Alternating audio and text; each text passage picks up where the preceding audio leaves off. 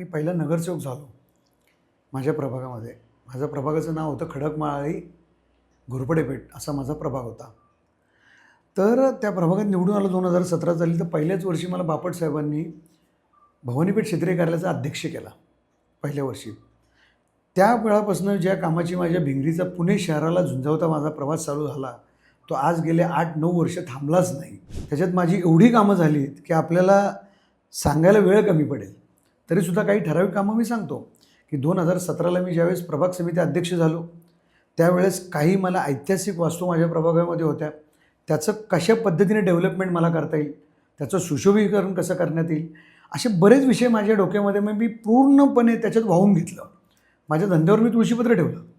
माझं एक तत्त्व आहे, मी एकदा जे स्वीकारतो ते पूर्णपणे स्वीकारतो आणि त्याच्यामध्ये इतकं जीव ओतून काम करतो की मग नुकसान माझं धंद्यात किती झालं हे बघत नाही. कारण मी स्वीकारलं काय की लोकसेवा मी स्वीकारली आणि त्याच्यात इतकं जीव ओतून काम केलं की 24/7 मी नागरिकांसाठी उपलब्ध आहे. 365 दिवस मी त्यांच्यासाठी अहोरात्र काम करतो आहे. हा माझा तेव्हापासून हातखंड आणि आज ताकद आहे.